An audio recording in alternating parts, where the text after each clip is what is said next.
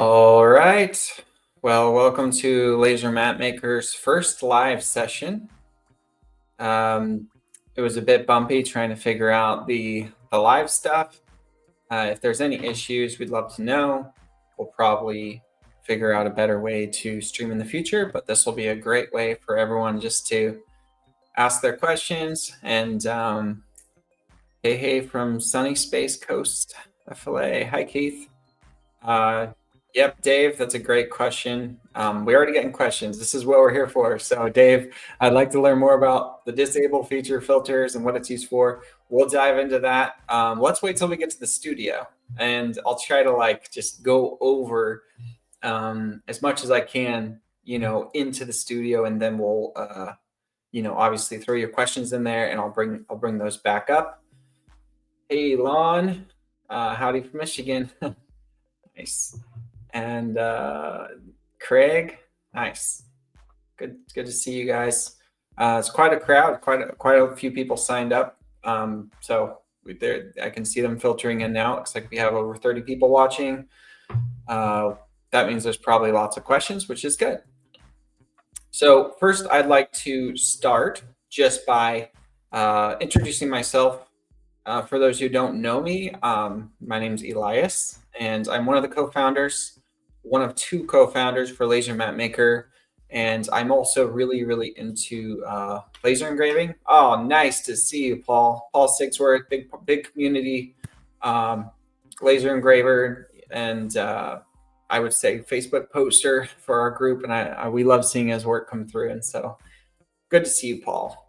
All right, so my name is Elias. My co-founder is Isaiah, and we made Laser Map Maker to help the community with maps, layered maps specifically, but you can do one layered maps if you want. And the big problem that was facing when I tried to make maps was, wow, this is quite the process. The tracing is hard, and the map data is not necessarily easy to find. There are a few websites and there are a few solutions already out there that people use that aren't specific towards laser engraving, but they do help. And like I started on something called Snazzy Maps, which was great, but it did take me like 4 hours to make my first map, and I didn't want to keep doing that. So this software is all about somebody who owns a laser engraver who wants to make maps that can now do it, spend more time on their lasers than on their computer trying to trace maps or get the files the right way and stuff like that. So our whole job is to make your life easy when it comes to maps. One amazing thing about maps is they're a high-end product. And I know this because I did have a laser engraving business physically before this.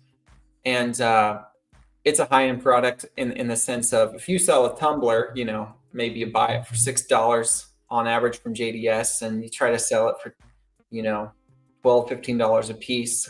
That can be hard, especially if you're not selling in bulk.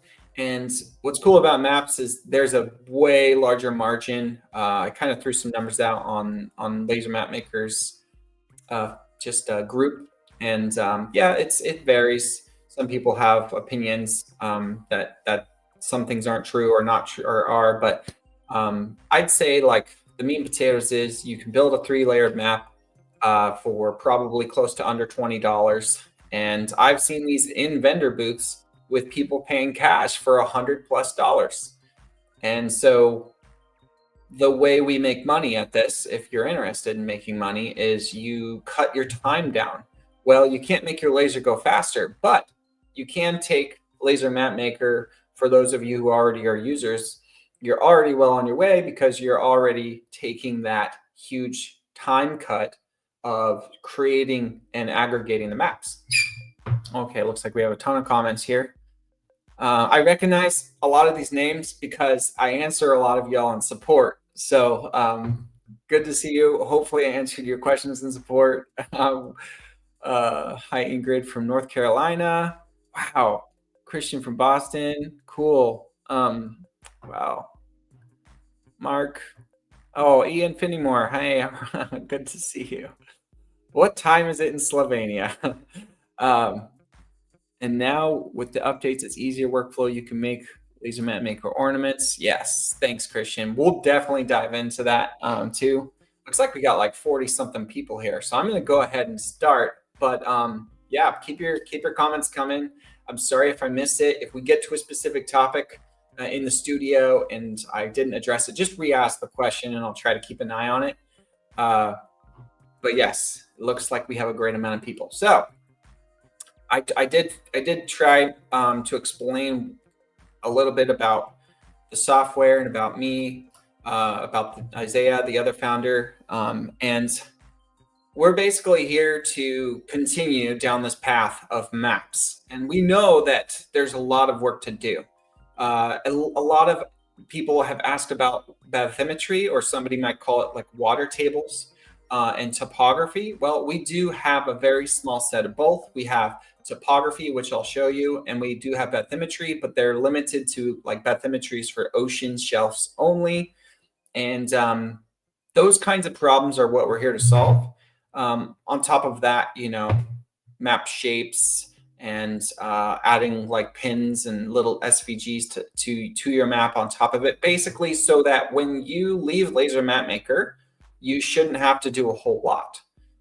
Right now, when you get to your third-party studio, you can just basically take our map files and you can cut and engrave them and you can make maps. But if you want a specific border with a name on it, or if you want like a, a home sweet home pin or something like that, we are full bore working on those things now to just make the software better and more rich, and not, you know, not really focus on just what we have, but continually when people ask like support questions, that's when we realize like, okay, we're getting asked this a lot. So it really helps when you all ask those kinds of stuff. So, oh, nice. Mark Hexemer, I think, is from Sandpoint too. Nice. Hey, Andre from Germany, also a really awesome map producer in the community. Cool. So we have this what we call a landing page, and this is where you all landed when you first joined Laser Map Maker, more than likely. And real quick, what is this? Create multi-layer vector map files ready to cut and engrave. The whole thing that our software does is it allows you to separate and work in layers with your map, and then vectorize them. So we try to solve some of those problems before you get to your third-party software for design, and then from there you're printing. So we do have a 2-week free trial, and that it comes with every plan, and that will allow you to test it out. If you're a user, you already know. You've already probably had your two-week free trial. We have, let's see, some fun videos there. We show off a few features here. We'll dive into all of this, but we have project management, so you can have different projects. This is, if anyone's considering a business, very good, because it's a way to compartmentalize everything and reuse it. So customizable layers. This is a hot feature we have just because you may want thicker borders, or you may want roads to be really thin in one area, or maybe your laser reads red lines as a cut line, so you want to change it in the software to red so you don't have to do it later. Those kinds of things. We do have advanced feature editing, which we'll dive into. I already saw a question about it, and I'm excited to try to answer those questions and kind of tell you where we're going to. And we have stuff like this inspect tool. I can't wait to show you it. It really is one of the things I wanted when I was trying to build my first map outside of Laser Map Maker. Hey, Chris, finally got in. Okay, I don't know if that means you had a hard time getting in to the stream. Hopefully not, but we'll keep going here. Custom borders, another amazing feature. If you've ever made a map before and you've made it without a border, you probably notice pretty quickly how many pieces that becomes and how hard it is to get it off the laser. There's this map you just cut up and has all these pieces. And so we added this custom border feature for you to be able to add borders. And this will help greatly for your project. So we'll dive into that. And then exporting files, we have a few here. We're going to be adding more. 2025 is going to be a big year for growth for Laser Map Maker, and community feedback is always welcome. So if you have file types you want, one big one that we've heard over and over again, I think, is GPX, and folks want to be able to put a destination kind of path. So from one point to the other, and somehow we would show that. So that's going to be interesting if we can get that working. And then here's our pricing plan. I know most of y'all are members here. We do have some exciting stuff coming here. People who are signed up by the time it gets here will benefit the most.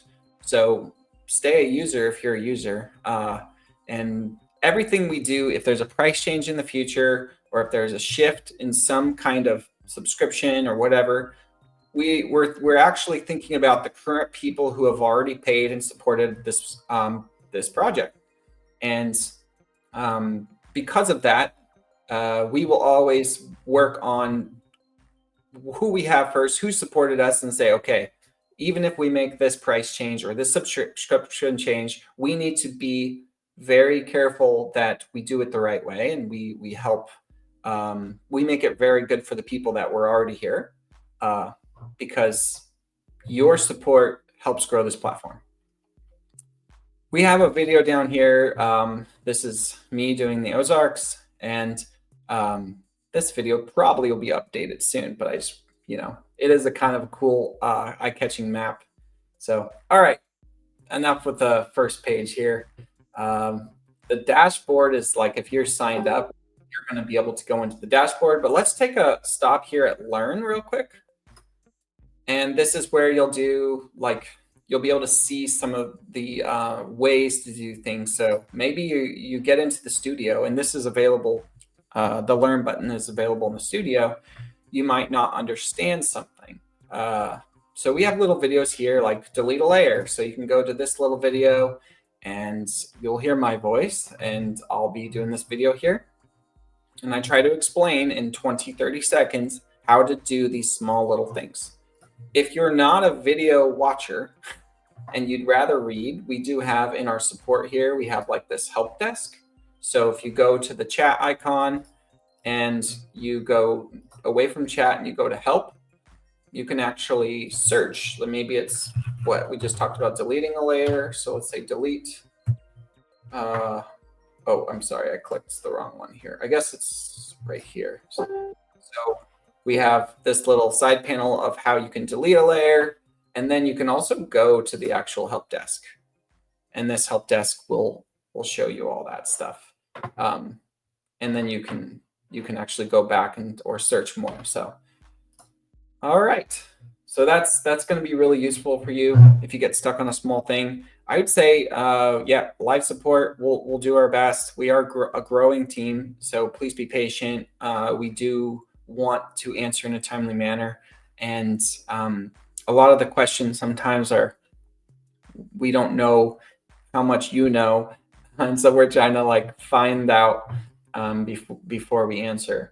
And so yeah, that's some Learn. And then we have community videos, which some of these are us, how to make ornaments, how to tile your map, how to use Laser Map Maker.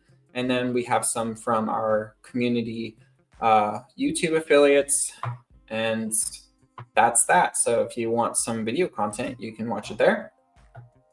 Okay. Might as well, since we're here, just touch on some settings real quick. If you go click on your profile picture, and you can go over like a color mode if you want something different, and looks like language is English. I don't know if it's different in other countries. If it's not, let us know. And then settings, this is where you can change your password. And then this is what shows like your current plan, shows all of your entitlements for that plan. And then you can switch your plan. So one thing to mention here is we did make a switch recently to unlimited credits for creator plans. So some of y'all who chose hobby might be like, man, Thomas Williams, no, we didn't miss the label question yet. So but real quick on this pricing, this plan is if you chose a hobby plan, and now you see that we have unlimited credits for creator, you can actually just go to manage billing and plan, and you can go through the steps, or you can ask support and we'll help you, and you can go ahead and upgrade. And if you upgrade, then we prorate from what you've paid. So it's not going to be you're not going to get slammed with a whole new dollar amount. It's going to be offset from what you've already paid. And then now you'll have the benefit of basically unlimited credits, unlimited project. Like all these are stuff we were shooting for. So now that we have that out of the way, this is the dashboard. So lasermapmaker.com/dashboard. And as you can see, a lot of mine are just like because I'm helping users. So I create kind of like dummy projects. And this is a very important thing for somebody who just started. You're probably going to want to use a starter project instead of creating your own. And what do I mean by that? So if you were to go to new project and you were to type a place, like I love using New York City. I don't know, I just love it. And you can choose your template. Now this, what does that mean? It means that you can start from scratch, and we're not going to give you any layers or anything, and you're going to have a blank map when you get to the studio, and you're going to have to know how to do everything. That can be really intimidating for people just starting. So what I would suggest, if you haven't, is use the starter template. This starter template gives you the basis for all those layers and things we think you'll need. This will go, I mean, maps, there's a lot of ways to do maps. And there's style behind maps and all those factors, but the main meat and potatoes of your map is going to be water, land, and roads. So of course you can do multi-layer and other things outside of that, 4, 5, 6 layers and other things like that. But the average person just starting out, especially, you're probably going to want to do a 3-layer map. So no harm in that. All right. So the starter template is what I would suggest. Before we go into that, I just want to touch on this dashboard real quick. All of these tiles here are projects of the maps that you created. So if you go, like this first one is New York City, and if you were to go in there and change styles and all that, it saves it to that one project tile right there. The beauty behind that is if you are, let's say, selling on Etsy and you have a specific style you've created, well, every single time somebody wants that style, you're going to go in and find their spot on the map, and then your other stuff is okay. It's all set up. Your style is saved. So this really helps that. And then maybe you want multiple projects and you don't want to touch originals. You can simply go to the 3 little dots and duplicate any project. If you're not happy with your project or don't need it anymore, you can delete it, and you can even rename it. So that kind of touches on those things. We'll go ahead and click New Project, Starter Template, and then New York City, and let's go ahead and create project. Okay, we made it to the studio. Let's see if we have any questions on this already. Okay, so one person wants to know about labels. We'll get to that, and then one person wants to know about the feature filters. So we have a lot of fun stuff to cover. Wow, look, 56 of y'all are watching. That's great. So this is what the studio looks like. We tried to make it as intuitive as possible. We tried not to overwhelm the user with choices and things to do. But when you're making maps, it actually comes a little bit with the territory. So we definitely do our best. But what I can say is what would probably be a better example, and I'll just go back real quick. Let me create a map. I'm just going to hit the keyboard, blank, create project. This is what it would look like if you did not have the starter template. So it could be confusing for you starting out. We don't recommend that. We do recommend that you go ahead and choose the starter template from the project page, and this is what it'll give you. So let me touch on something. The name that you gave it has no bearing on the location. The location is New York City because we like it. So that being said, the first thing you're probably going to want to do is find your spot on the map. So if you were going to do that, you would need to go to the right side and you would need to click this magnifying glass, and then you would need to find the place you want to go. Maybe it's somewhere in Florida. Paris, France, Florida. I've never heard of that, but that's cool. This is actually a pretty cool map. It has some really cool features. But that being said, that's how you work the search. So remember, if you name your project something, it's not going to find that spot on the map for you. And feel free, jump in, ask your questions as I'm talking, and I'll be more aware of the comment section so we can kind of talk and answer along the way. But that's how you find your spot on the map. And well, why that's important is because once you find your spot on the map, you might drag it a little bit, left, right, up, down. You might zoom with your mouse. We do have other settings here. We have zoom right here where you can do it at increments. It's like small, medium, large increments. See these little magnifying glasses? And then we have this ability for you to be specific. The reason that that's important is because somebody might want to always have the same zoom level for all of their maps, showing the exact same position overhead for their style. So as you adapt to this program, you'll start to see like, oh, I like all my zoom levels to be this.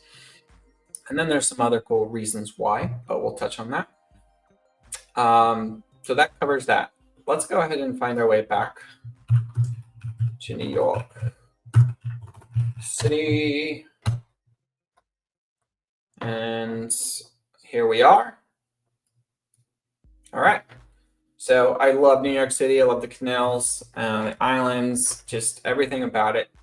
That's one of the reasons it's such a good example.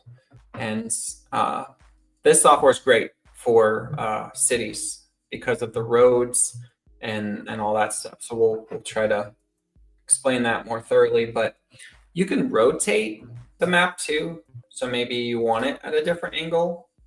You can definitely do that. You can set it back to true north by clicking this front arrow. And this is a really powerful tool right here. I guess more or less, I'm just going to go over these tools real quick. Scale. Map scale is so important. And I'll show you why real quick. So as we zoom out, which those roads are kind of thick, but do you see how those little tiny roads that were going to be engraved disappeared? Map scale kind of fights that because we do have third-party map providers and we have to work around their settings. And so this is how we do it. So we have this thing called map scale and it blows it up. And now, you zoom out a bit because the map just got way bigger. When you zoom back in though, it took very little you can see. And now there's a lot more detail and you can shoot things from further above. What is the big point of this?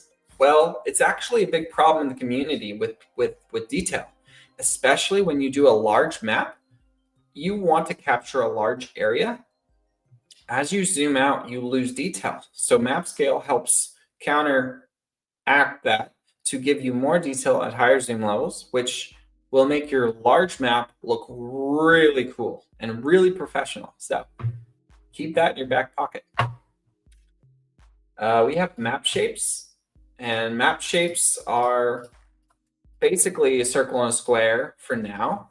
The cool thing about, we have a video on this, the circle, is that we were able to do a video on how to make Christmas ornaments. And we have a lot of map shapes coming. I think I can put that out there. They're coming shortly. And you're going to be able to have a lot of different variety rather than just a circle and a square. What's cool about it's circle, square, and then rectangle, and I'll show you why. So if you're choosing a square, the next part I want to show you is aspect ratio. So maybe you want a 2:1 aspect ratio. Well, now you've got a rectangle. So circle, square, rectangle, that's what we have. What is this aspect ratio good for? Maybe you went to Hobby Lobby and you found the perfect frame. Well, you can simply come here and say, hey, I have this 11, I don't know, I'm just going to make a number up, 11 by 16. If you found a frame like that, you can just go and put those numbers in and you can actually have the custom aspect. That is so important for being able to match your map to your frame without having to make specialty frames because you're making specialty maps. So you can actually work your map around the frame size, which is similar to aspect. Andre, you're looking forward to future shapes? Me too. Me too. I think you guys deserve it. You're 61 people in here. You deserve to know that we are close to getting these shapes out. Our goal is to have the hearts available very soon for Valentine's Day at a minimum. And hopefully we can do that in a timely manner. It sounds like we're going to be able to do it. And I think it's okay to share to this group It's a smaller group. We like to underpromise and overdeliver, but we've already seen the progress, and we kind of already know that it's okay. Game changer, aspect ratio, when you don't have time or energy to make custom frames. Yeah, it really is. It's a very nice feature. We have some like input there. You can choose any of these ones below, 1x1, 2x1, 3x1, 3x2. You can just choose those. But putting in a custom one is very important. Will you cover how to put street names on buildings? Yes. So will this be recorded? This is our first stream. We're using something called StreamYard, and we're hooked up to Facebook. I think it's being recorded. If it's not being recorded, we will, when we do our next one, we should know by then. We had a last minute change. We went from using Facebook Live to using a third-party software and then plugging into Facebook. So if it's not, I'm sorry. Looks like we got some questions coming in. I have 3 layers. Road cut. Let's see. Road cut into one sheet. Road engrave. Water cut, both cut and engrave on single sheet. My water cut is cutting some of the engraved roads. Ideally, would like the river not to cut the engraved roads. Any tip on how to work around? I think I know what you're saying. Think about it from the perspective of layers. If you set up, for those who are familiar, if you set up the outline option for like water to go in and have the laser cut that, if it is intersecting with a road, so you might have to do multiple jobs. So think about it like maybe you cut your water separately. Let's see, my water cut is cutting into some of the engraved roads. I would really probably benefit from seeing, you could probably message us at that. And here, I'll just drop this in here. support@lasermatmaker.com.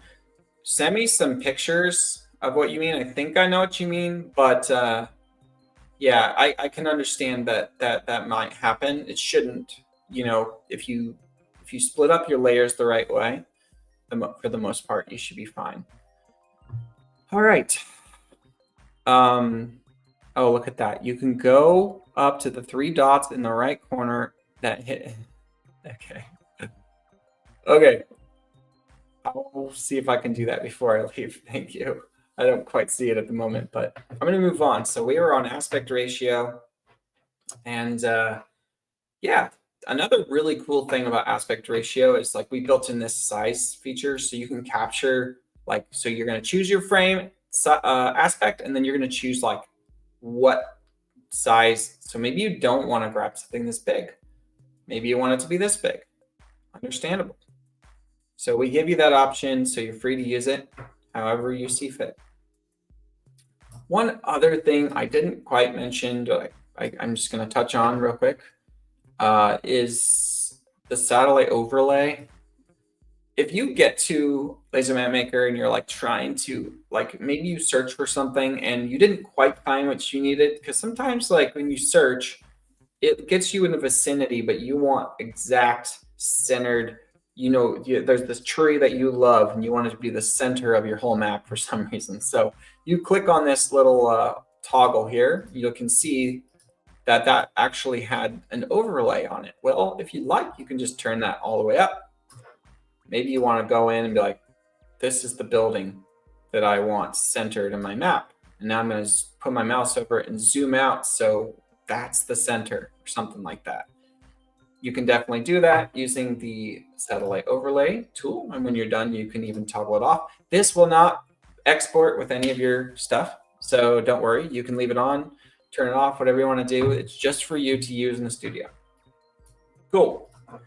So let's go ahead and show you the coolest thing ever, which is our toggle inspect. I'm showing you the right-hand side first because I think it's going to help. We'll try to touch back and forth. I'll try to not be too long-winded here.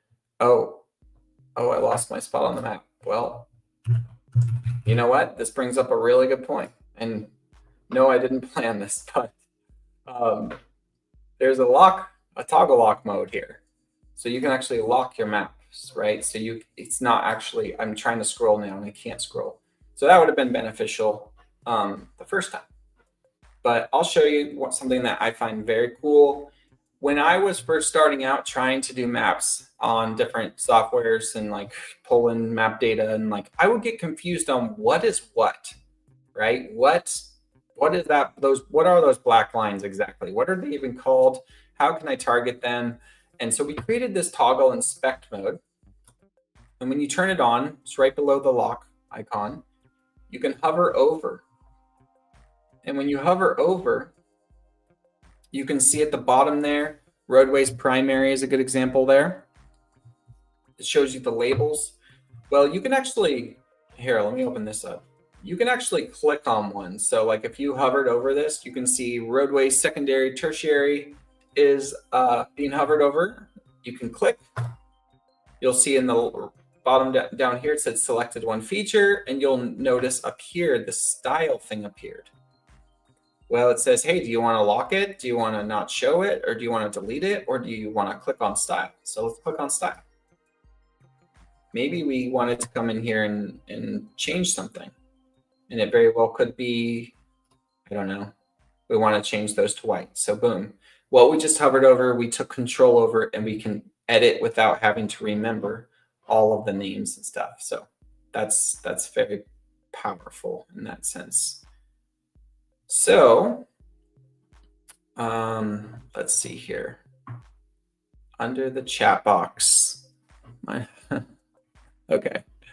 Okay, cool. So let's change that back because we're happy with the black.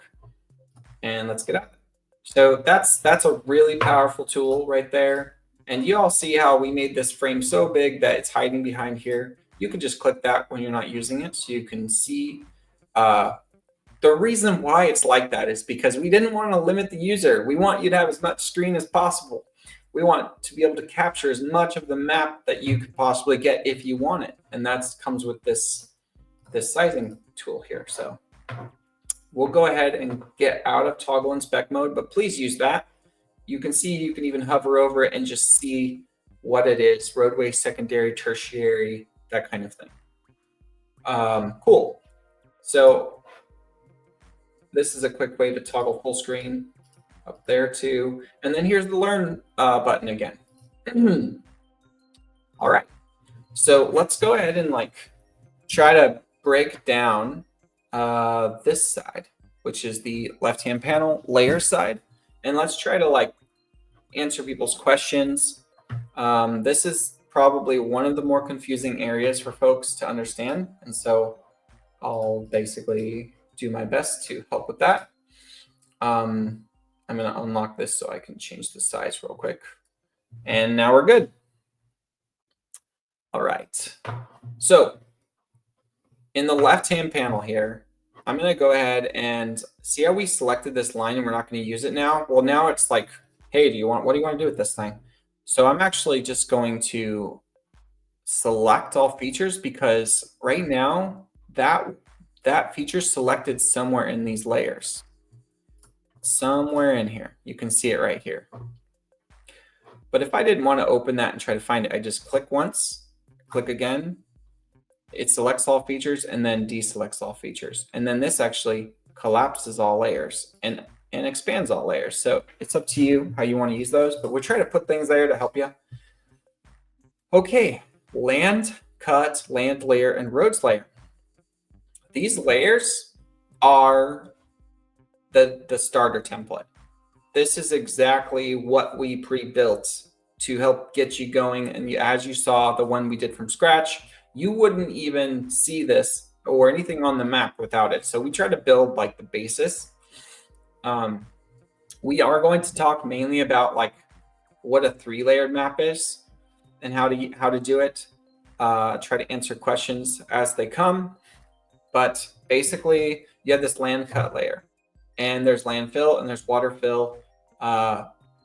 We're basically taking fills because this land cut layer is going to be outlined.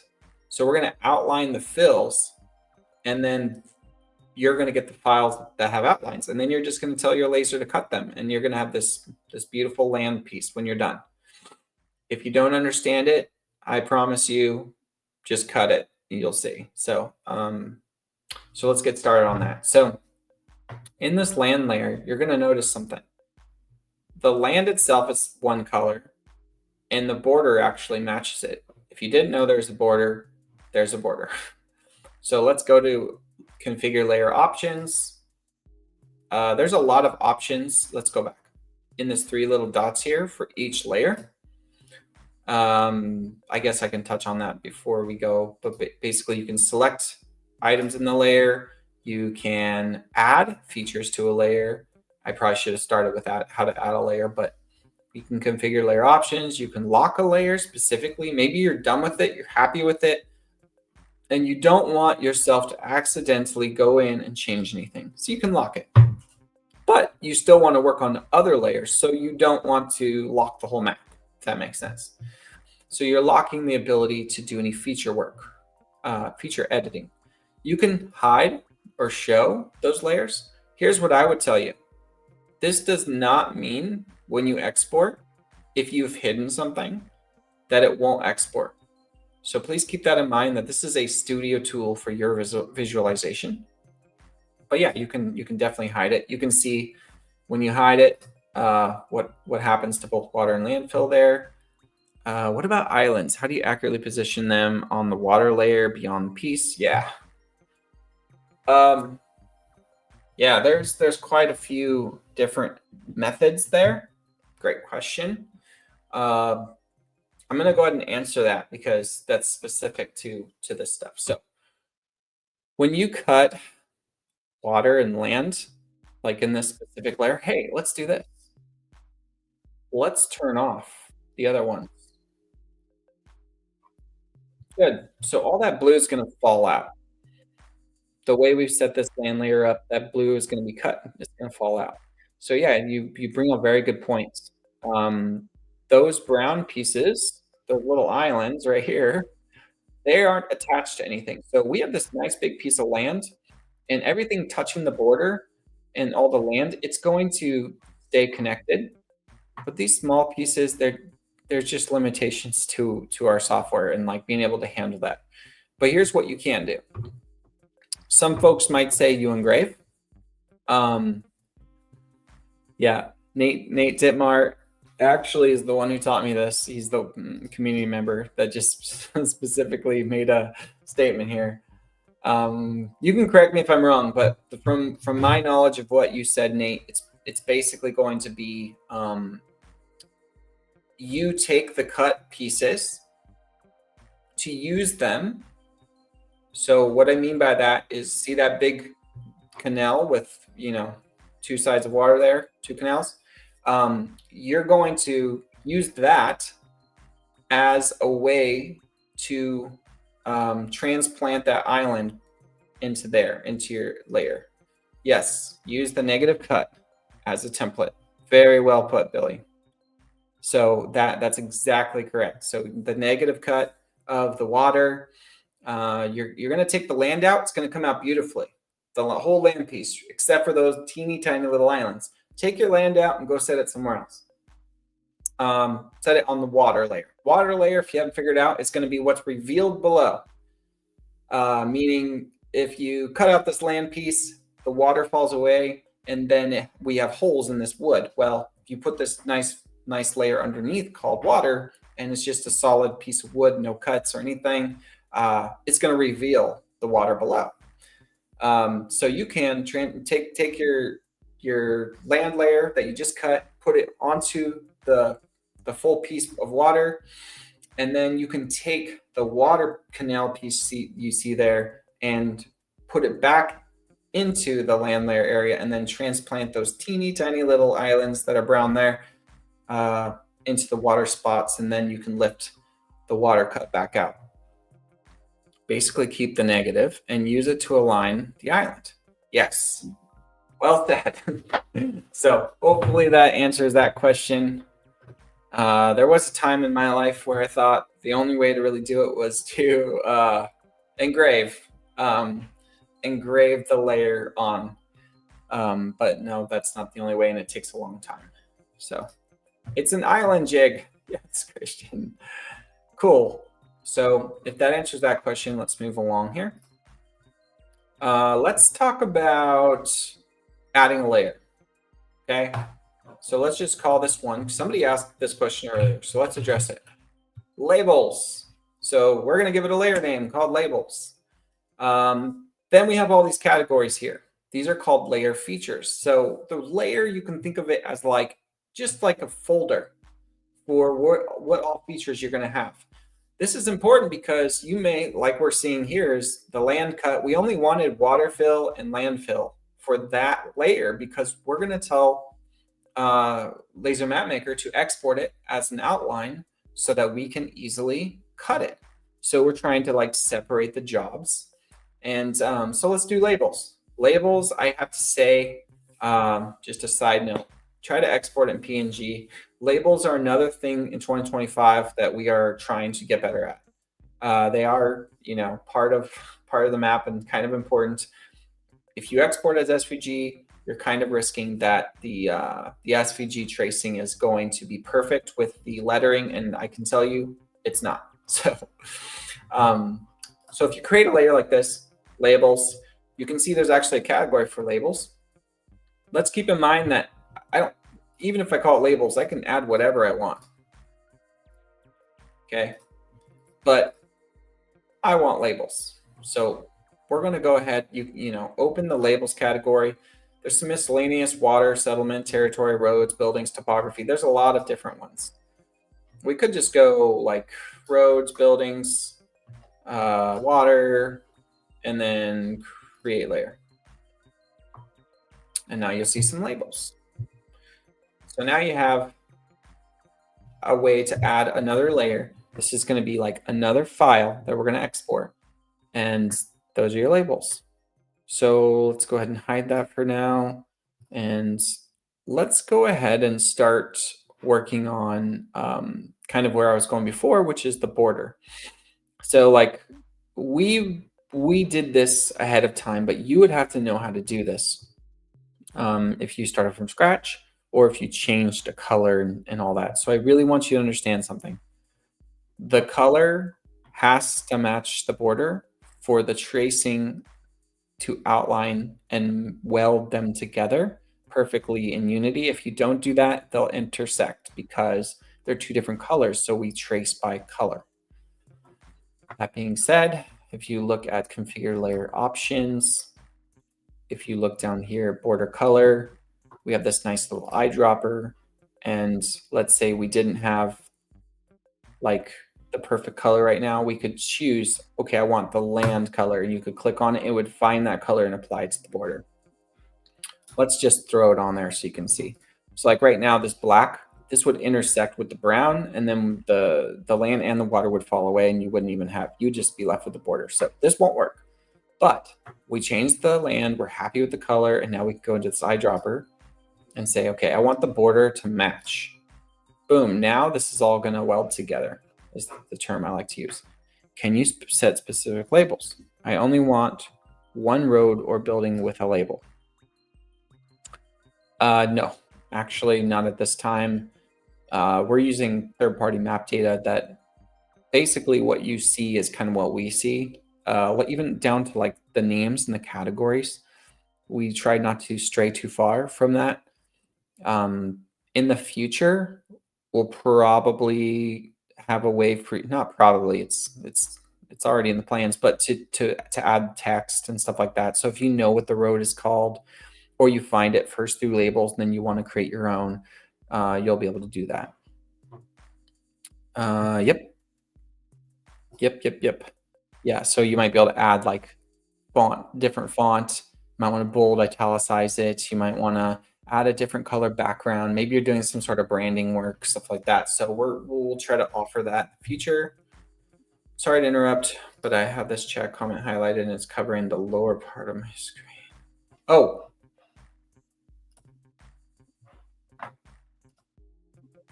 Hopefully that's better. Is that, just let me know, Mark. Thanks for letting me know. You're not interrupting. One more thing about borders that's cool is we've put it to where you can change the width. So if you'd like, you can, no problem, Mark, you can change it. It's kind of hard to see, but it is getting thicker. And maybe you want to go to your studio, your third-party studio, and you want to add a name. Well, the more border you give it, the easier it's going to be. So it's totally up to you. So I think this was on 30. Keep in mind, if you do a border, you're only doing it on one layer. So if you want your borders to match for any reason, you're going to need to make sure they all stay the same width. While we're here, we might as well talk about this. This is part of the layer configurations. We have tracing strategy and output format.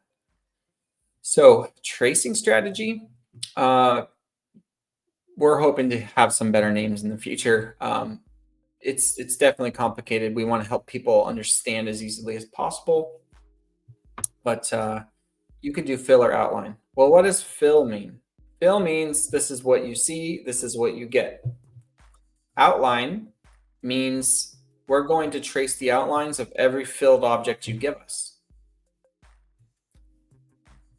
Yes, Toby, I'd recommend it. Lightburn's definitely good for getting your kind of your all-in-one like design and then being able to talk to a laser.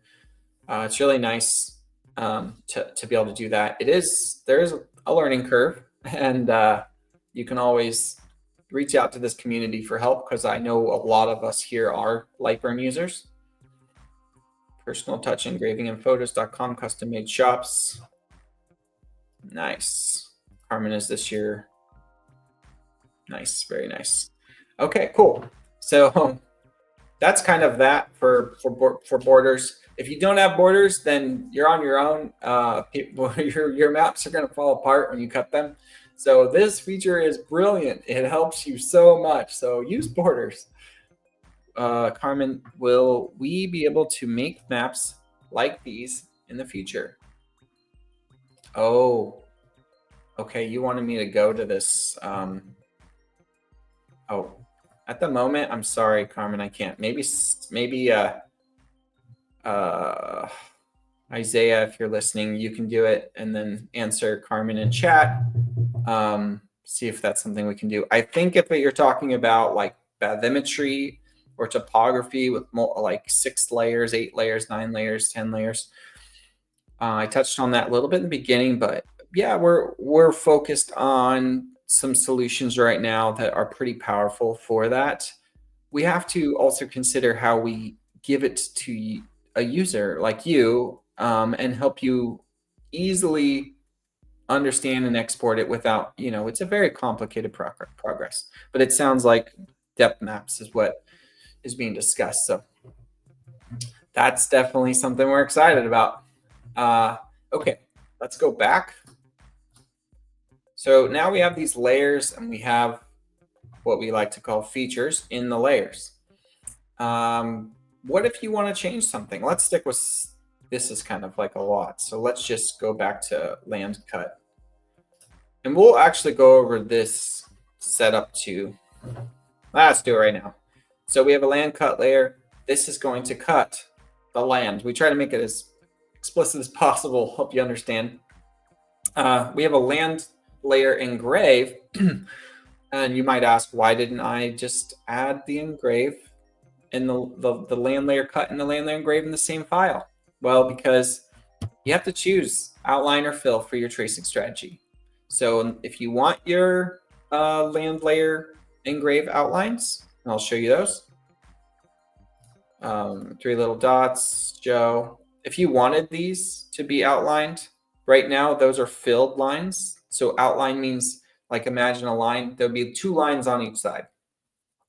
If you wanted that effect, that's great. You can put them in the same layer.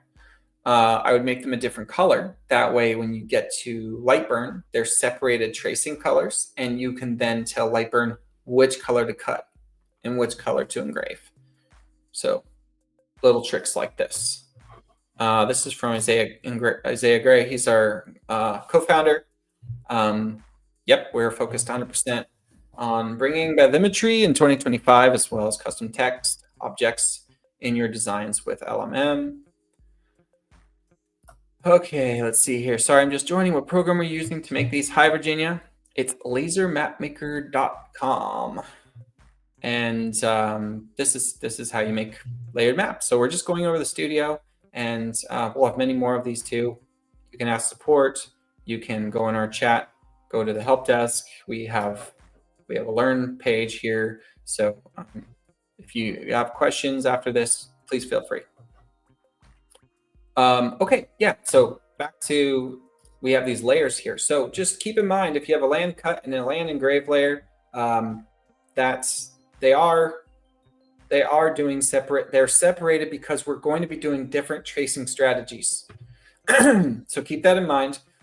Tracing strategies is the digital side. We're going to trace them, export them. There'll be two separate files.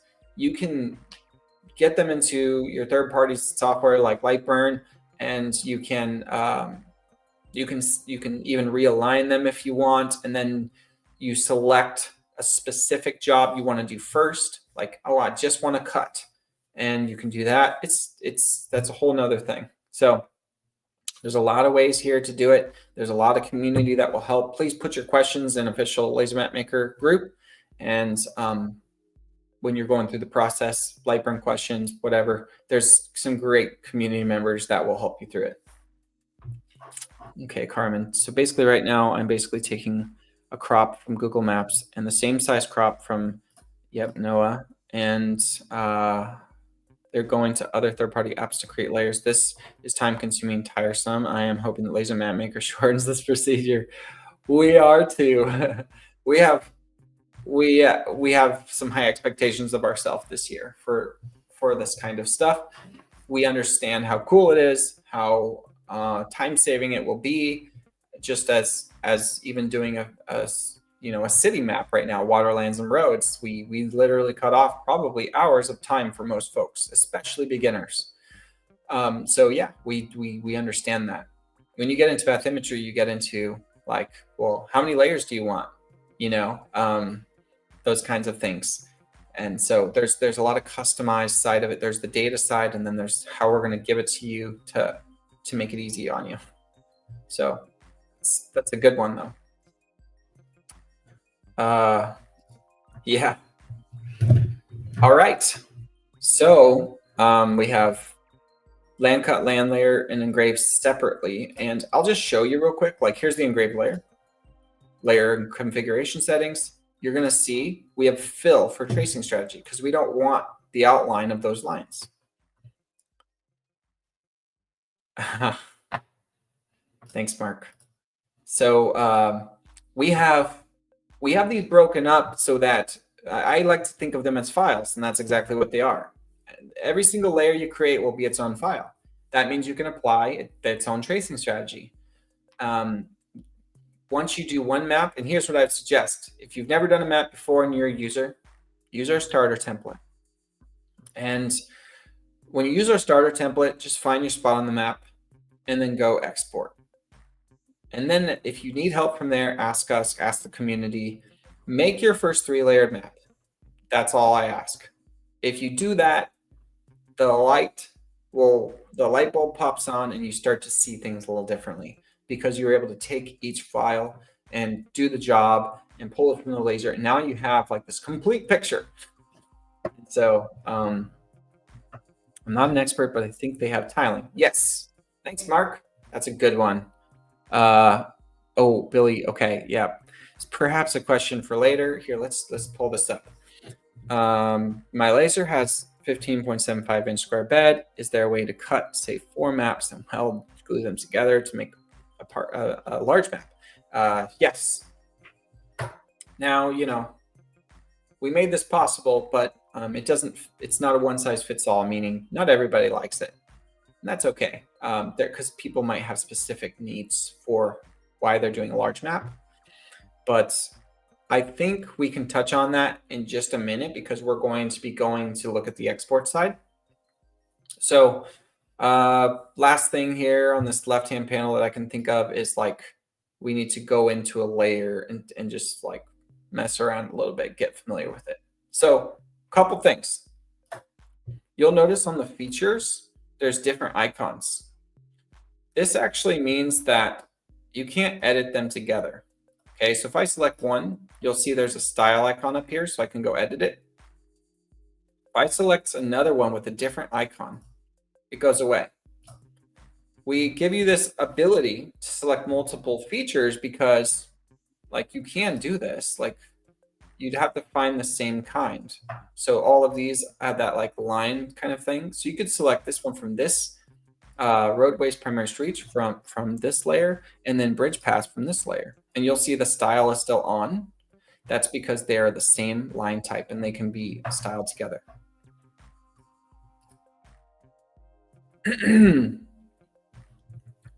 M's. Sorry about the M's of your last name. I missed something. That's okay. So, cool. So that's kind of how you, like, maybe you want to do multiple features at a time. You can come over here and select these items like this, and then you can go to style, or maybe you just want to do something similar or smaller, and you can do that.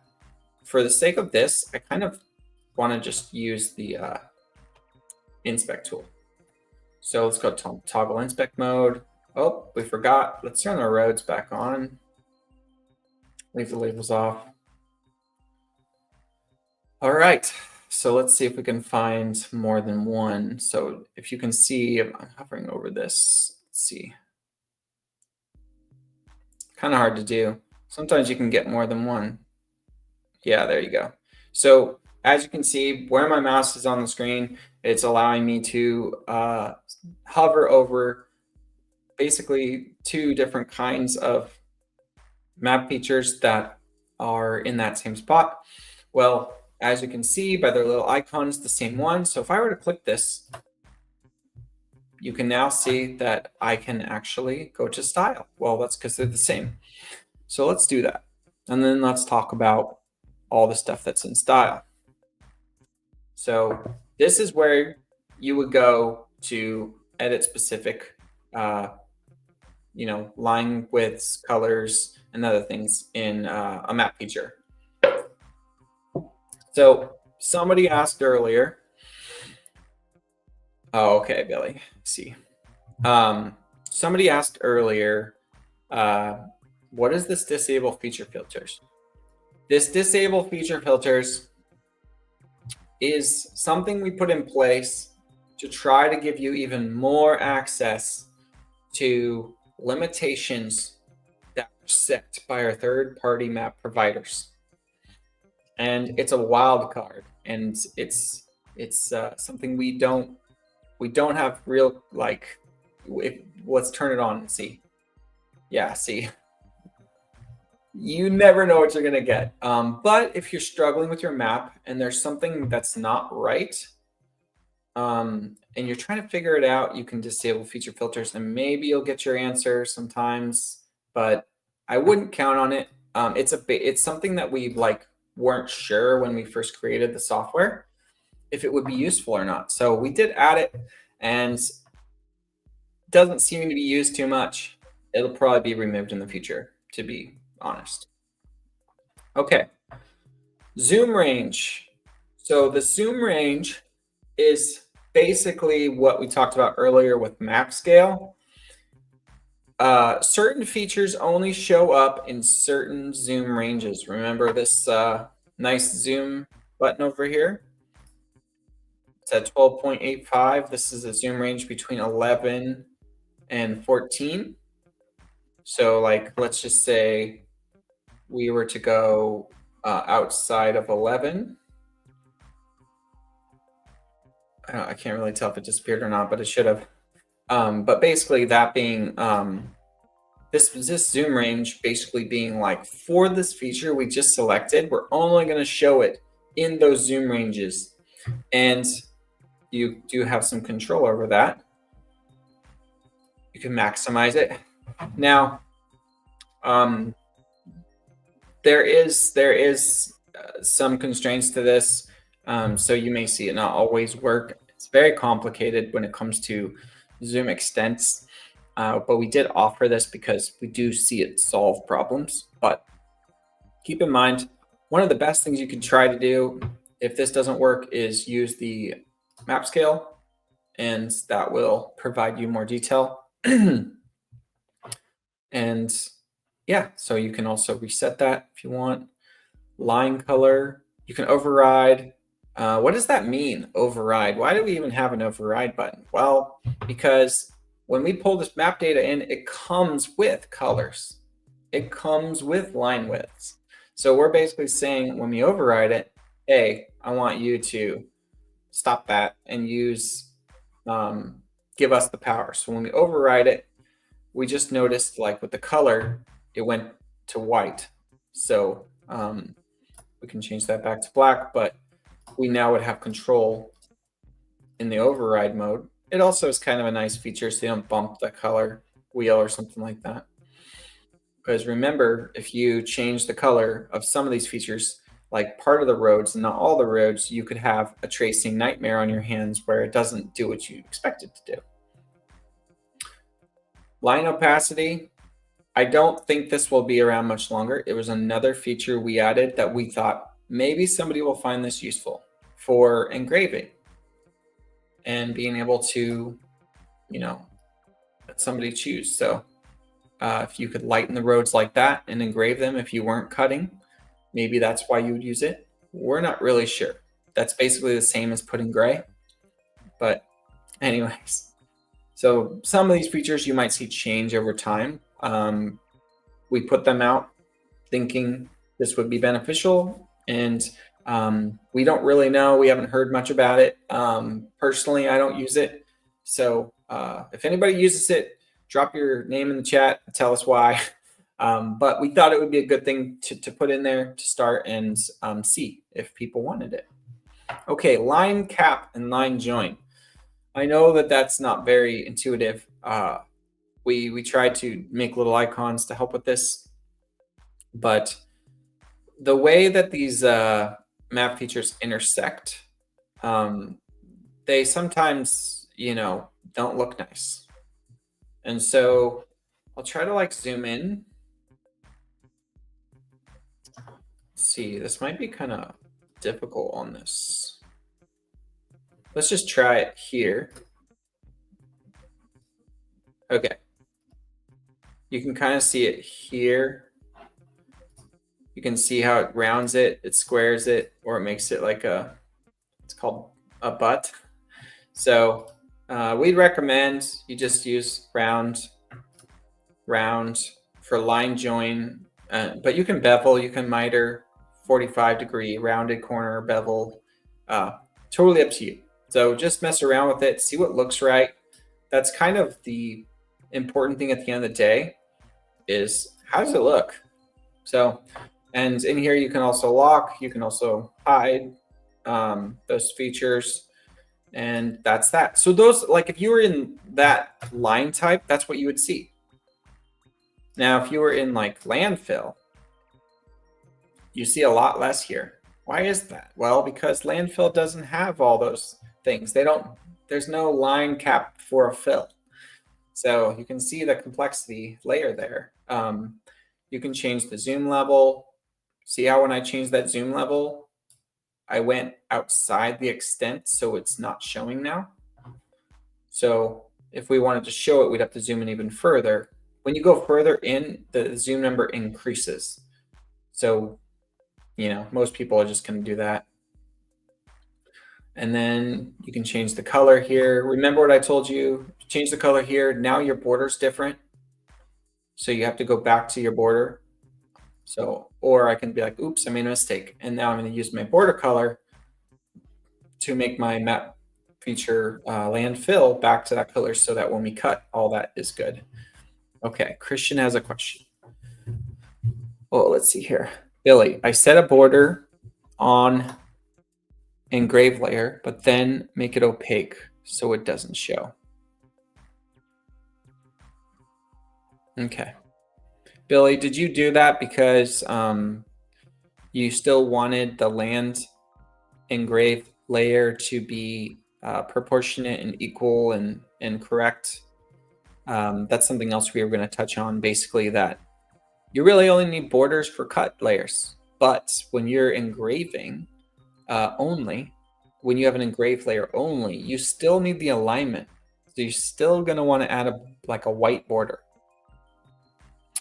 I'll wait for that answer from Billy, and I'll answer Christian.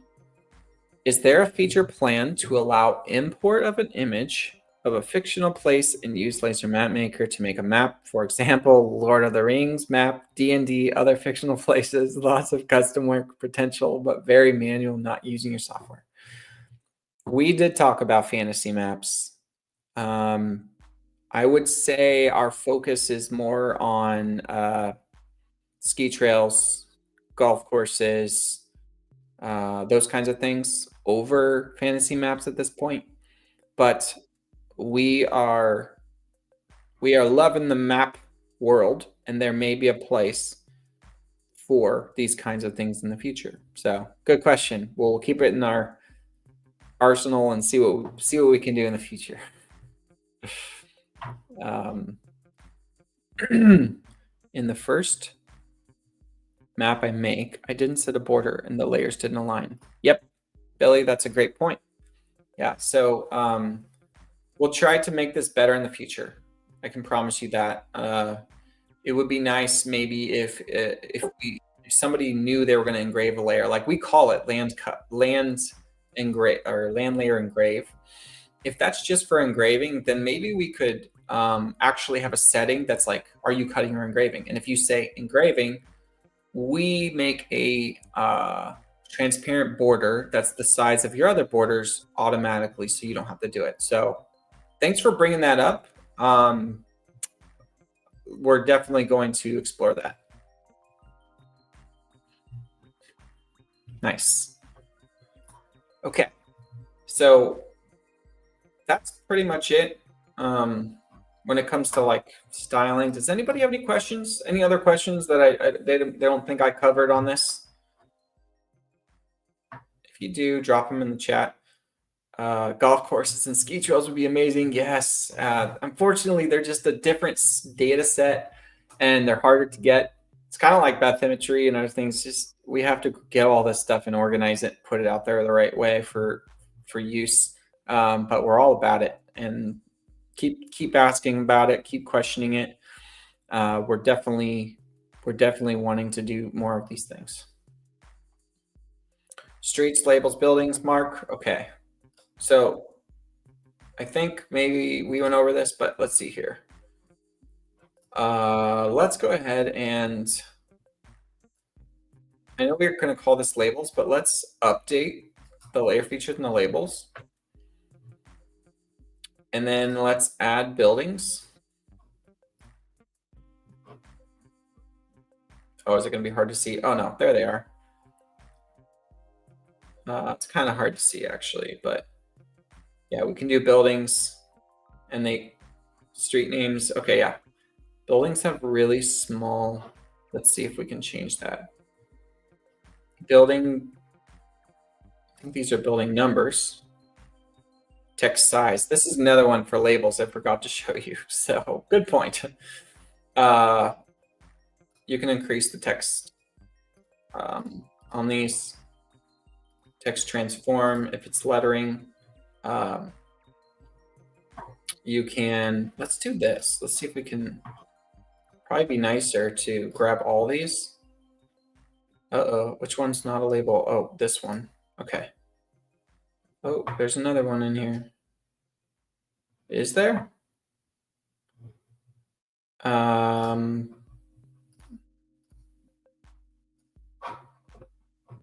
Let's see. I can't quite see here. I guess not. I'm missing something, but that's okay. Oh, yeah, I must not be able to do it on one of these. I just don't know which one it is. For some reason. Oh, there's another selected piece. That's why, right there. Okay. So if we selected all of the labels, and then, oh, sorry. We were to take off building outlines. Interesting. That's why. Gotta be careful. Okay, now we can see 11 symbols selected, and that's because they're all the same symbol, which is the text style. And now if we zoom back out, mind you, this is probably not going to look very nice, but we're just messing around. You can do a halo, which is like the background to those texts. If you make text bigger, there's still going to be like extents, right? So if it gets too big, it'll give you another text data set that's a different size. So there is limitations. Halo blur, you can blur your halo. Line heights, if there's like multiple words stacked, you can override that. Oh, what did that do? Interesting. Okay. And we are going to get better with labels when it comes to where they're placed. Maybe not center, maybe you want them over or under a line. Those are all things we're working on. And then max width for that could be, what is this? Sorry, I forgot what that does. I think you have to have like the halo color on for that to work. So text transform. So this one will be probably easier to see. Lowercase makes everything lowercase.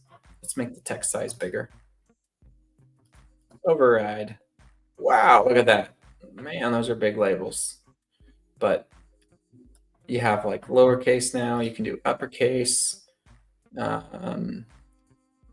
Maybe we can make the halo color like purple, no, blue, teal, I don't know. But yeah, you get the point. Mark, I hope that covered it. What I would consider doing here is exporting as PNG. But you can add buildings, or if you just want a buildings labels, they're right here. Buildings, entrances, numbers. That's all we have for buildings, and then you can add the actual building. If you wanted to add the building, like let's say you wanted to add buildings to this map, I would suggest you do it on land layer. That would be the best because we're already engraving primary road streets, which is these thin little lines. So we could just add buildings. Now, here's something that we haven't done yet, but we're planning on doing. If you have buildings outlines in this layer, you cannot re-add it in this layer. So if we needed it, we would need to delete this feature. Now it's gone.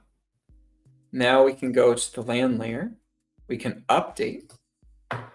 And then we can go to the land. Oh, I'm sorry. Is that right? See, even the guy who helped create the software. Miscellaneous. Okay, we have it under miscellaneous. Buildings outlines. You can now add it to here. And now it will be in the land layer engrave. So this will save us some time. Now let's touch on the border thing that was asked earlier. So let's go into the land layer engrave. This is a fill. We're not doing any outlines, meaning we're not going to tell the laser to cut. Keep in mind that if you do engrave outline, it does, or if you do ask for outline for something, and we understand that doesn't mean you're going to cut it necessarily, but for the most part, that's what people do. And then fill is typically just used for engraving. But yes, right here, you'll see there's a border width.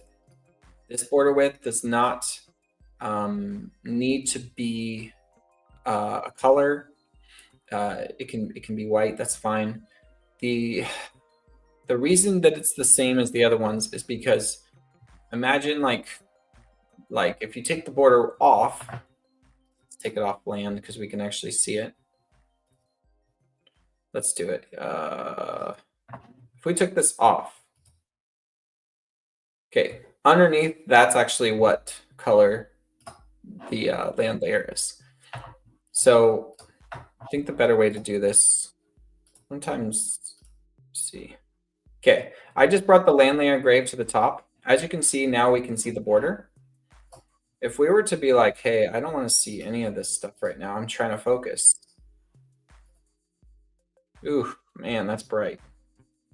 But as you can see, there are two different things here.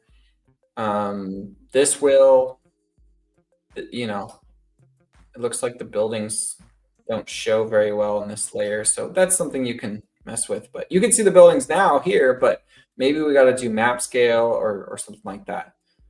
But yeah, looks like that answered your question, Mark. So gives you a starting point at least, which is great. Please ask your questions if they come out later. Just ask us in support. And is there a way to take out multiple labels of the Hudson River? Not at this time, Keith. It's kind of like whatever our third-party map providers have built in. Now, keep in mind too, like most people who go and get map data outside of Laser Map Maker are going to experience pretty much the exact same thing. It's unless you're doing some expert stuff. This is just map data. We're just kind of displaying it. And so probably in the future, the approach will not be to hide some of those things. It'll be more to like give you the ability to add a text box that you can then make your own. So hopefully that makes sense to you. And I think I've answered those questions. That's for that. So I'd say we move on to previewing, exporting, and then looking at the files. Billy says leave them out, add them in Lightburn. I agree with Billy. That's probably the best approach for now. So let's go ahead. Let's check our files one more time. Looks like we have tracing strategy outline. We're doing SVGs. You can choose EPS, PDF, or PNG. Land layer engrave. Let's configure layers. We're doing fill, SVG. Great. Borders all the same. 30. Roads layer cut. Oop. And we have outline because we're cutting. These roads look a little thin. We might want to beef up the. Let's do that real quick. Sometimes this is also another part of Laser Map Maker that's going to change. We're going to try to help you as much as possible in the future with like physical, like if you export this, what it's going to be in size. It's a challenge that we're up against, trying to figure out how we could help. But I can tell you that for the most part, you're just. Let me change this. All right, let's do this. So there we go. Yeah, for the most part, like it's kind of trial and error, which we give you credits in trial to kind of export a few times. Hopefully that helped. Creator plan is great because it's unlimited and you can just do it as many times as you need. But yeah, there is a little bit of a learning curve when it comes to, well, if I capture this much of the map and I make the roads this thick, then when I shrink it down or something like that. So please understand that we provide the aspect, and then when it gets to your software, you resize it. If you're using an SVG, your export is an SVG, this is no problem for you. Even the PNG we provide is so big that you can do it without it distorting. If you find it distorting, you please tell me. I couldn't do it. I tried. I went to Lightroom with our PNG and I made it as big as I possibly could, and I could not get it to pixelate. So, yeah. So that's something to keep in mind. I'm going to go ahead and select all these style real quick. These are the roads that we're going to cut. And yeah, the width is 7. I think we could probably do something like that. It's like with the messages. Cool. So let's just say that's that.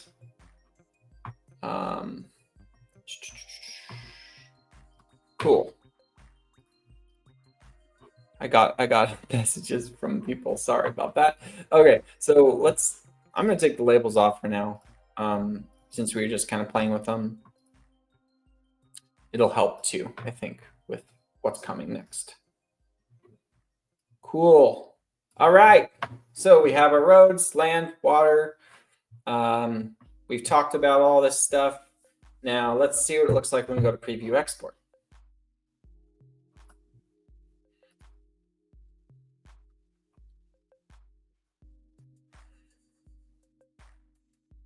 Yep. James asked, when doing a map of a county, how can you label the different cities on the map with your program? Yeah, we do have specific labels for that. Make sure you're utilizing our tools. Like if you're zoomed in, you don't see them, use your map scale tool, stuff like that to make sure. And yep, I'd say Frillo did a good job answering. Cool. If you cut the roads, do you need the border to be the same color? Yes, absolutely. So like here's a good example right here. So we have this border, these are the roads, and then it's black. Well, when we trace, our tracing software is going to look at the colors. If the colors match and they're touching, we're going to trace it and it's going to weld together and be beautiful. So that's going to all come out of the laser just like that. It's going to look really nice. So let's go ahead and go over export preview. So on the left side here, we have each layer that you can select, like this. And we give you another chance to vectorize, yes or no. If you say no, it'll go to PNG. Vector strategy, filler outline, we give you that choice again. Remember, this is the selected item, so it changes depending on where you're at. Output format, change that. So this is that. You can look through these if you want. You can also combine them and be like, okay, that looks like an amazing map. I can't wait to make it. How about stretching out to a full state like Oklahoma, showing water, major roads, cities? Yeah, you can do that. It's just I think one thing that folks want that we don't have yet is like they just want to cut out of Oklahoma and all the things that come with it. Well, we're headed there, but we're not there. You would have to do that in your third-party software. And like maybe a suggestion would be use Laser Map Maker and then grab an Oklahoma outline and try to scale it and fit it and trim all the outsides off or something like that. So, okay. The next we're going to talk about is tiling. Super excited about tiling. We didn't release it that long ago. People are loving it. It opens up the possibilities that if you have a tiny laser at home, you now can do large maps and be a part of that crowd. I know a guy that was selling maps for $2,500 to $5,000 a piece because they were like 4 feet big. And let's see what we got a question. Would be very beneficial when in preview export to be able to zoom in to inspect previews for accuracy before purchasing credits in case there's something you want to change. Okay. Maybe we can provide some sort of zoom or magnifying glass. Yeah, stuff like that. Okay, Dave. We'll keep that in mind. And okay, so let's move on to tiling. And you can click next here, or you can click on any of these 3 tabs up here. All right, so tiling is by default disabled because we can't assume you want it, but it's something we want you to have in preview export. So let's go ahead and enable tiling. And here you go. So as you can see, this is like, whoa, like a lot of stuff's happening. We have rows, columns, spacing, border width. We have colors. We have all this stuff. This is totally up to you how you want to do this. So maybe you want some cool piece for your wall at home, or you're selling it. You can do stuff like that. Now, here's what I'll say about what you're seeing right now, which is different border widths. You have to think of tiling as there's internal border widths, and then there's external border widths. So I'm going to just go back real quick. And I'm going to say no borders. Now, how would you have known that? You wouldn't have, but now you do. So you can say, I don't want borders. Never mind. This means that the full map the full scope of the picture you're taking, it's not going to, let's see, it's not going to put a border on there. And so now you can go to preview export,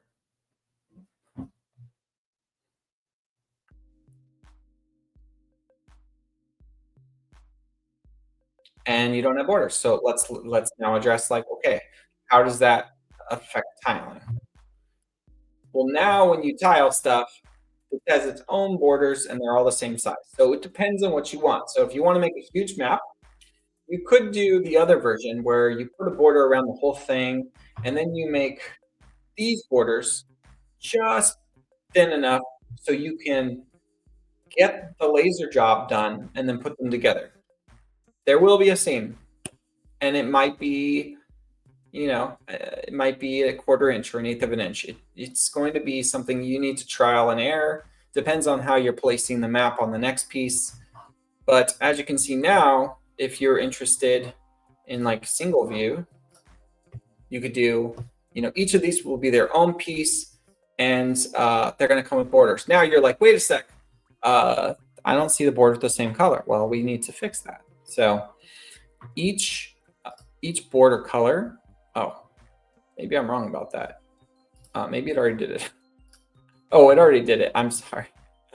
So it already picked up on it. It chose the colors. So they're all good. So yeah, like this is a better example. It's just harder to see.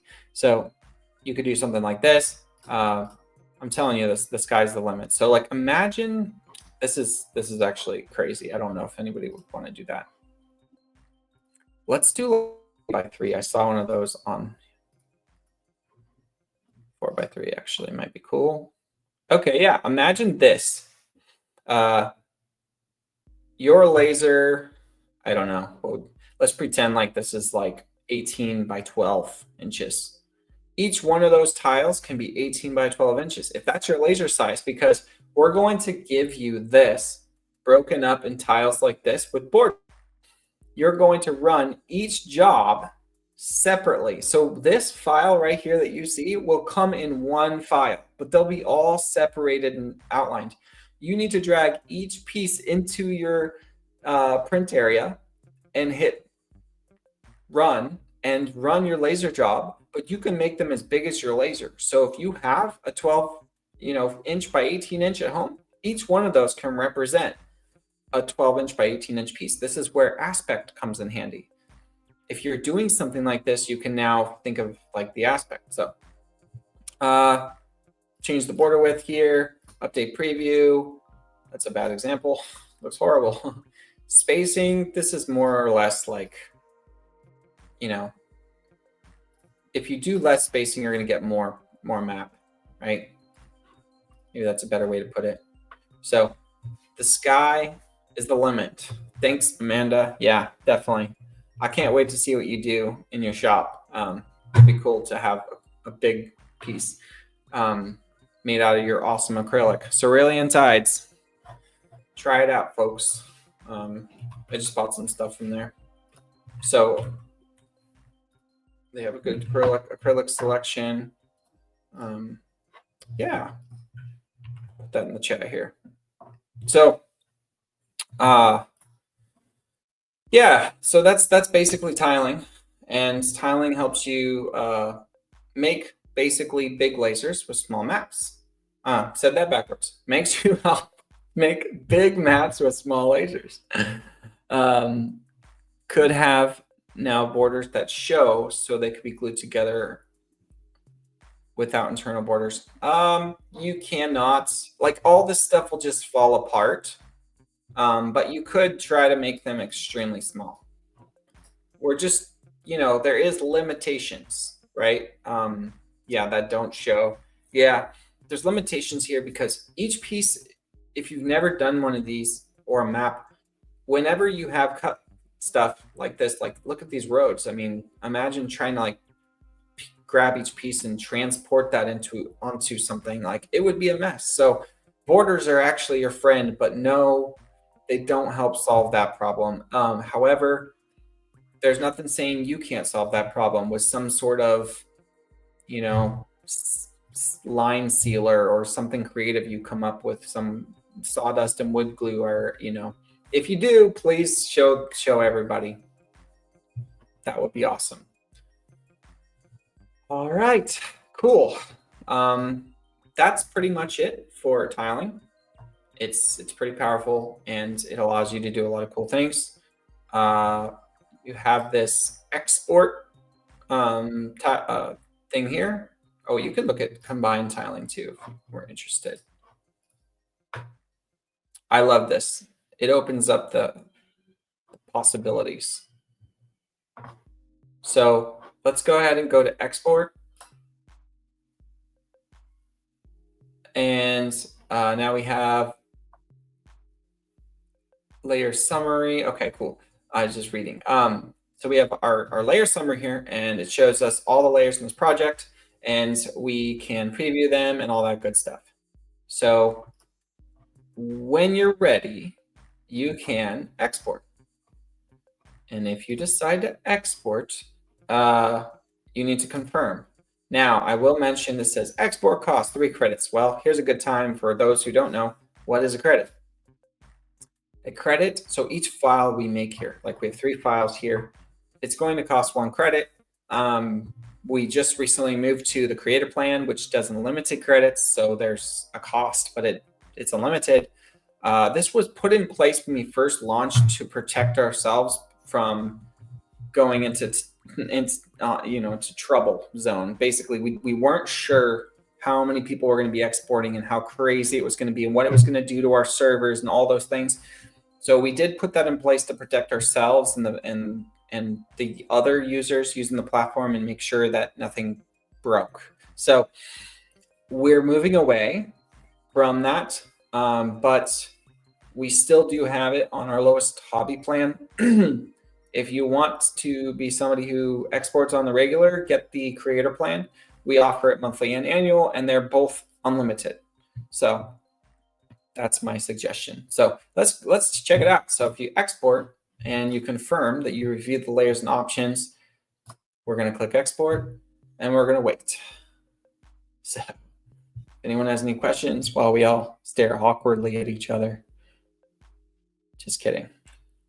This takes a few minutes because we're basically running your tracing strategies, and we're sending jobs off, and we're separating everything and doing all the magic.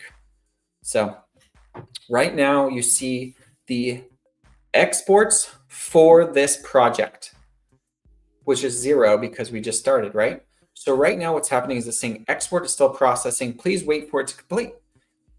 Once this completes, it'll be here under this project. When you go back to your dashboard later on and you're like, wait a sec, I need to re-download those files.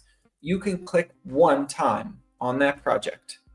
Time to upgrade plans, Billy. Yeah. If you didn't hear earlier, if you already have a plan and you upgrade, you will get prorated. And if there's an issue, just reach out and we'll help you through it.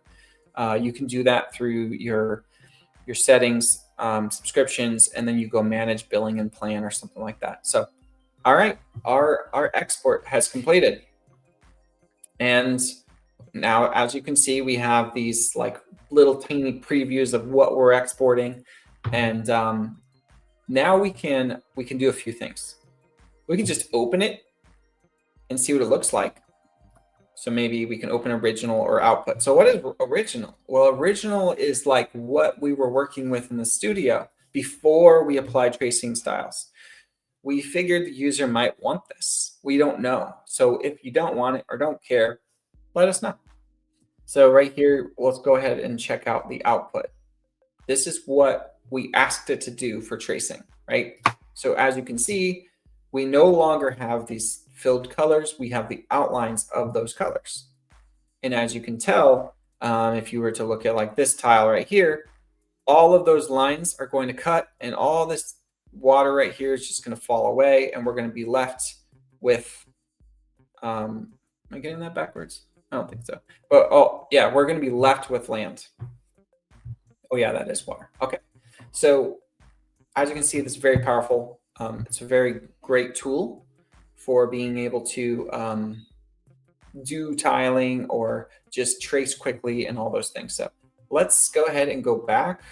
I'll just quickly show you what the engrave layer looks like, something like this. And then we'll show you the roads. Well, this roads is probably the most appealing.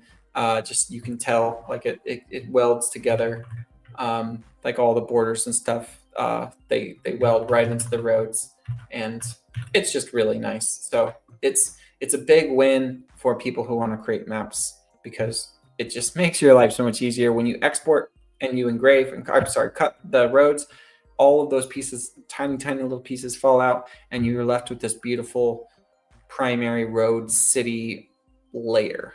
So, all right, let's go back, and we do have something called attribution down here, and well, people have asked, what is that? Well, Mapbox as is and OpenStreet are our providers, our map providers. They have their own attribution requirements, so we've go ahead and put those there and as a link so you can see. I would say that the most thing you got to worry about is like, hey, if you're going to sell these, they want Mapbox to be on the packaging, even if it's on the back or in small somewhere, what have you. So just make sure you're abiding by the attribution requirements if you're selling commercially. But yeah, that's it. And so I'm going to give you a quick example real quick of how to get back. So if you want to get back to this later, and let's say you're in your dashboard. That's funny. Okay, yeah, I think we created that. Yeah, that's right. You just click one time on the tile, and now you'll see the files that we had earlier.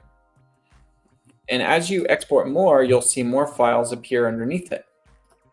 And the last thing you probably really need to know here is that when you download, you can download original or output. Output is basically the tracing that you've applied to it. So it's up to you if you want to do that. Billy says, suggestion, it looks cool to have a fourth cut layer on major highways. Okay. Yeah, I think you're probably right on that. And if you make one, you should share it with the group because I would love to see it. I think that would be cool. So download zip, and then if you want the traced files that you ask for, click output. If you want the original, well, what is the original? Let's just go look real quick. I'll show you one. Look familiar? This is what we saw in the studio and what we looked at in preview export before we applied tracing. Totally up to you, but I would recommend going ahead and downloading the output. And yeah, that's Laser Map Maker. So do you all have any questions? If you have questions, I can try my best to answer them. Looks like we've been on for close to 2 hours, and where we are hoping to do more of these streams in the future, especially as we grow and create more things. So if you have questions, by all means, throw them out there. I'm looking through chat. Looks like there wasn't much more here.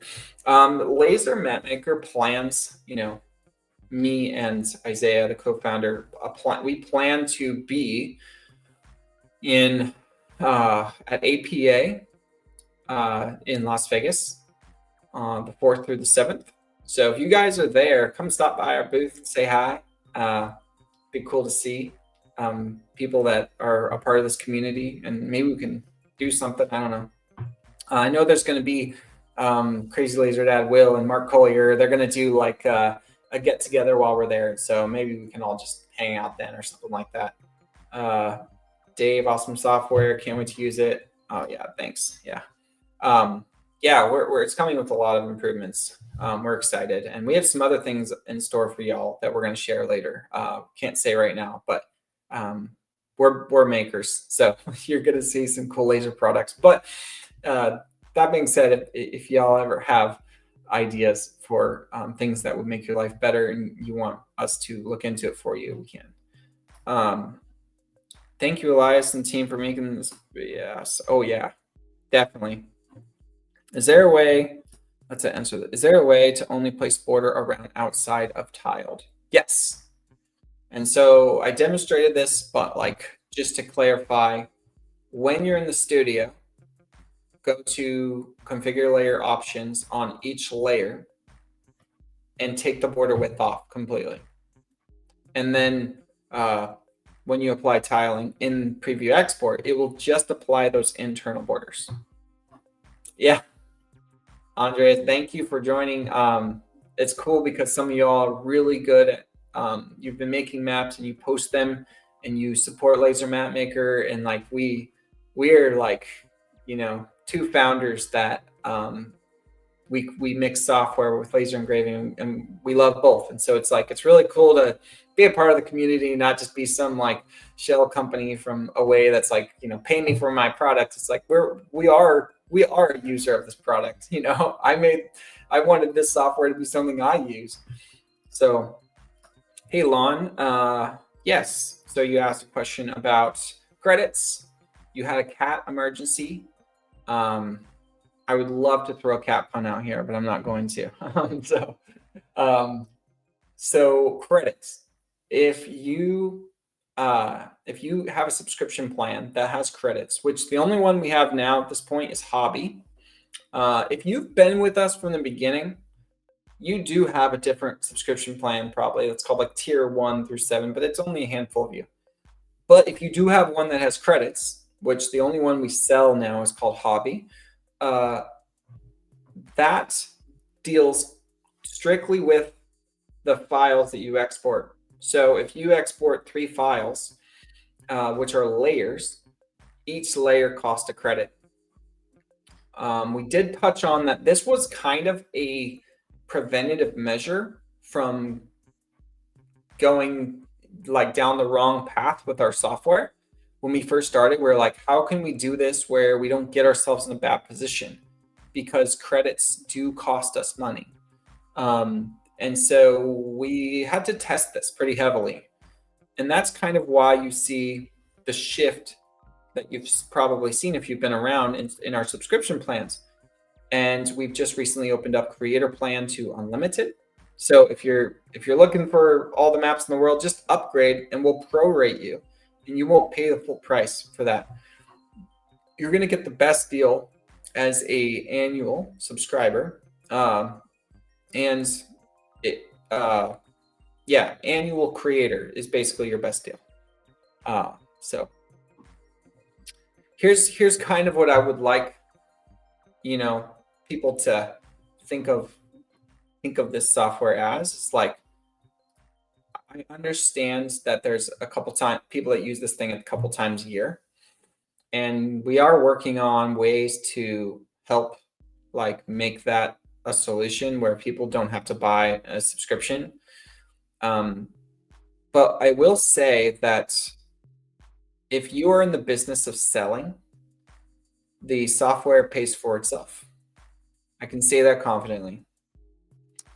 It pays for itself. If you sell a few maps, you'll see.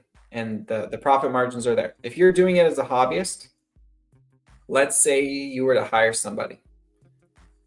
Again, the software pays for itself because each time you do a map file, it's specific, it's custom. You have to wait maybe 2 weeks to get a file back. So take that advice or leave it. It's up to you. Let's see what else we got here. So thanks, JJ. Love your laser map maker. Excited about the future. That's how I felt looking at all before. Oh, Christian. Yeah. No, yeah. Seriously, guys, use the starter template. I wish we would have launched with that. I just didn't realize that, you know, not everybody's created a map before. And then, yeah, it's our software. So we get to looking at it. We think everyone should just understand how it works. So yeah, the starter template's your friend.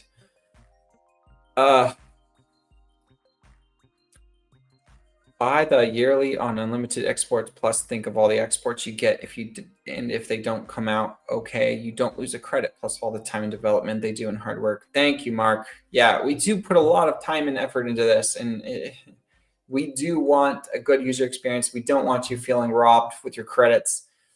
there's a possibility in the future we don't even have credits. But for now, we still have them for one plan, for like people that aren't as interested as making as many maps.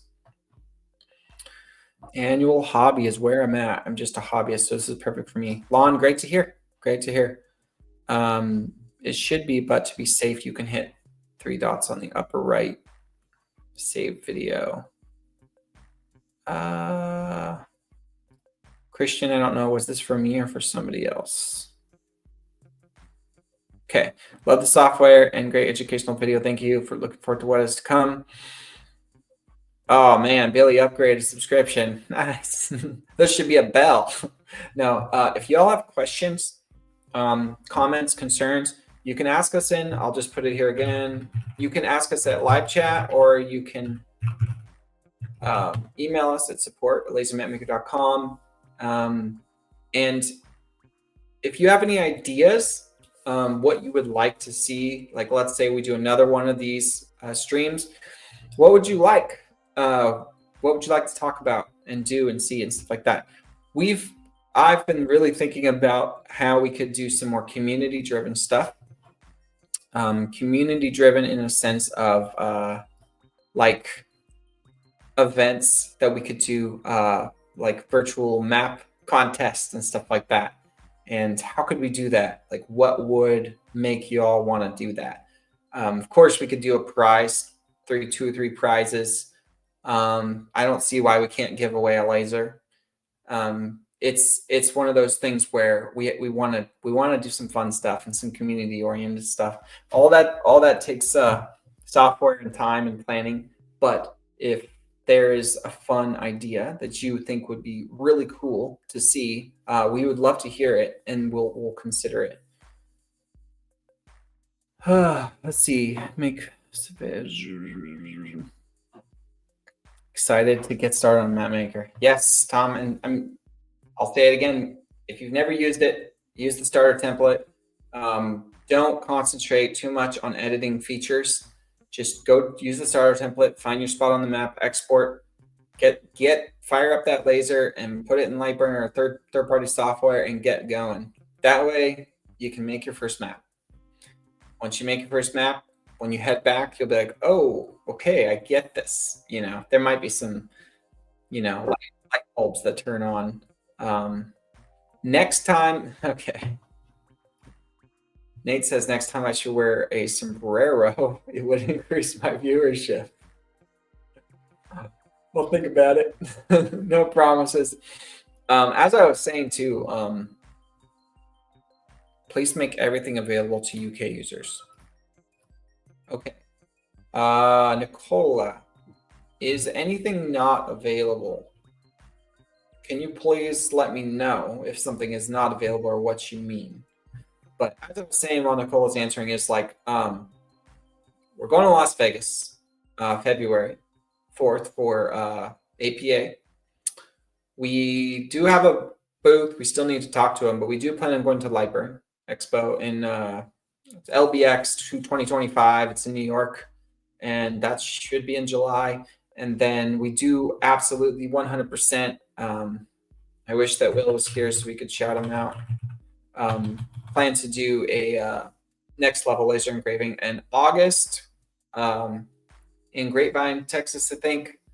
And we'll have a couple booths more than likely, and it'll be a great time. That's honestly the one I'm looking forward to the most. So if you all haven't, go get a next level ticket while you still can, because they're increasing capacity, but there will be a limit.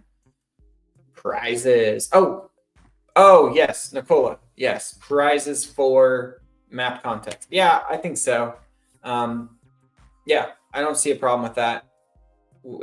It's not that big of an issue to, as long as we can get it to you. I mean, I've heard of some countries we have a hard time, but we'll make sure we think about that pretty well beforehand, or have like a different way to gift to you.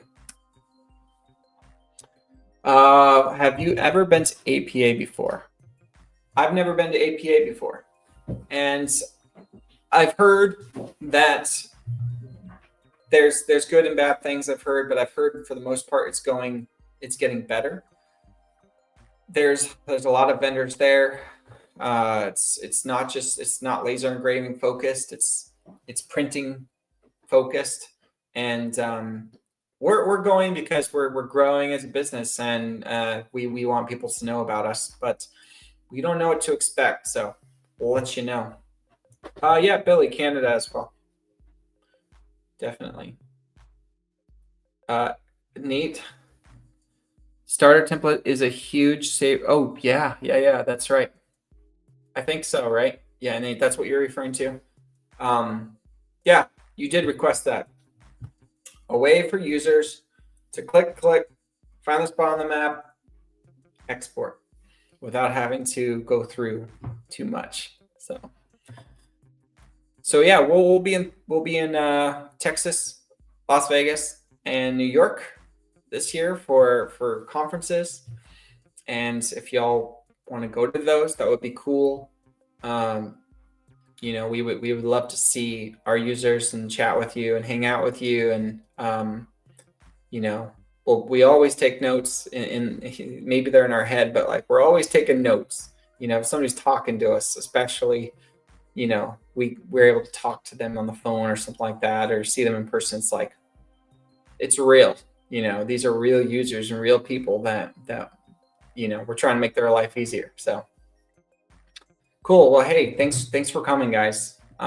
This was a pretty good success. We had maybe 50, 60 people at one point. So we've had a lot of viewership. We'll plan to do more streams. You can always throw your ideas of like, what would you like to see in another stream? Or maybe we don't hold like a public stream, but we do like a very like easy how to use laser map maker stream with 10 people at a time, and maybe we do it where y'all can actually be on video and ask questions back, and I'll help you through it. But we're definitely trying to do those kinds of things, and we have to be smart with the time we have to make all those work. Yeah. Is there a suggested material min max thickness for a map? I would say if you go thicker, it looks cooler because it's thicker. So there's like more depth to the map. I am really leaning into acrylic these days. So like I said, if you haven't already, this is not an affiliate link, by the way. It's just a link. Check out Cerulean Tides. It's really good, and they have a lot of choices. And just make sure you don't have a diode laser. If you didn't know, you can't really cut that stuff very well with a diode laser. Thicker is more dramatic. Yep, very well put.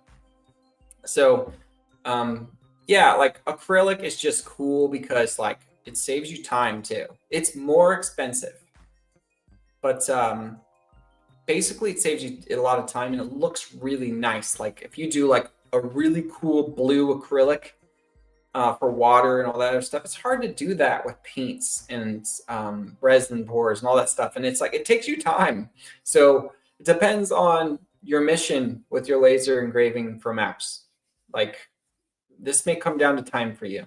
You're cutting your time with Laser Map Maker, and you're getting your files quickly, and then you're, instead of painting and staining, you're using acrylic. So wood is always cool. Maybe you use wood for land cut and engrave, and the rest are acrylic pieces. But it's up to you. Like there's a lot of different ways you can do it, but you do have to consider, like if you paint something, you have to wait for it to dry before you can assemble it. Like, all those things add up, and they cost you money.